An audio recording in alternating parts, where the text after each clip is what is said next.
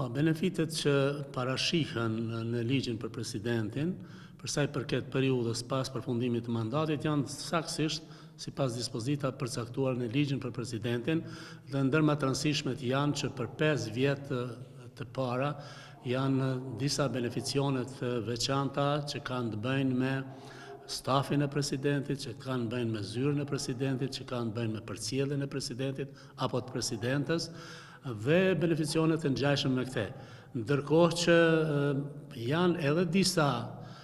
kompenzime të drejta shtesë, të cilat materiale për shpenzimet, për angazhimet, për aktivitetet e presidentit apo të presidentes, që janë parapa në këtë ligj e që i takojnë çdo presidenti apo presidente pas, apo më mirë themi edhe pas përfundimit të mandatit zyrtar.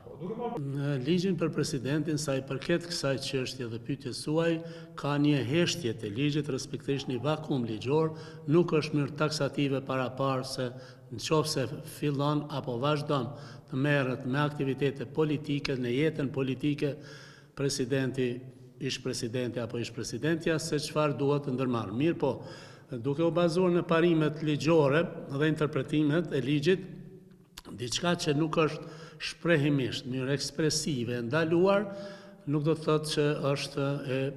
palejuar. Pra mund të jetë e lejuar, megjithatë për këtë do duhet të kishte një rregullore pune dhe besoj që në rregulloren e punës së presidentes, në këtë rast kësaj që është në mandat, apo të presidentit do duhet ishte rregulluar. Nëse jo, institucionet e vendit kompetente për ta bërë këtë do duhet ta kishin rregulluar edhe këtë çështje, ka apo nuk ka të drejtë për arsye se të merret me politikë dhe tjetër ku t'i gëzoj beneficionet e presidentit apo të presidentes. Pikërisht nëse flasim për një etikë politike, nëse flasim për një korrektësi drejt shtetit dhe institucionit përkatës dhe republikës, sigurisht që do duhet ndodhte pikërisht kjo në rastin pa marrë parasysh apo s'është rregulluar taksativisht në aktin nënligjor. Thjesht do duhet që dikush që pretendon të merret në mënyrë aktive në politikë, do duhet që të hiqte dorë nga beneficionet e presidentit, ish-presidentit apo ish-presidentes, sepse në njëjtën kohë nuk mund të shfrytëzohen beneficione, sepse edhe në politikë ka beneficione, pra edhe politikajt, në çfarëdo forme, kurdo që janë të kyçur në kreun institucional të institucioneve që quhen parti politike, qofshin ato opozitare ose opozitare, kanë beneficionet e tyra, do duhet që të jepte thjesht një sinjal përmes heqjes dorë, me një kërkesë për heqjen dorë nga gjitha beneficionet derisa merret me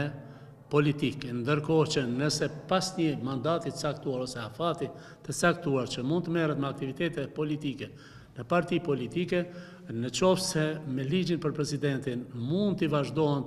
statusi i shfrytëzimit të drejtave të ish-presidentit apo ish-presidentes, ajo mund të bëjë një kërkesë tjetër dhe të vazhdoj, ose mendoj mënyra më e mirë, më korrekte ndaj shtetit, republikës dhe qytetarit do të ishte që thjesht nëse heq dorë,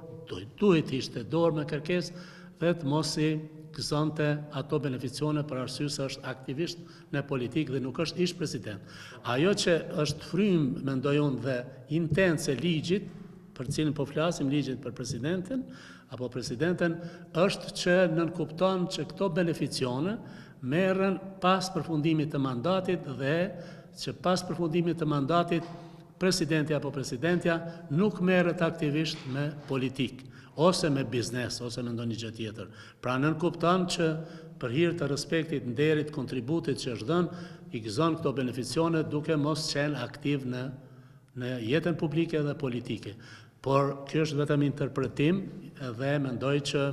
është çështje se si interpretohet nga dikush tjetër, interpretimi ynë, pra.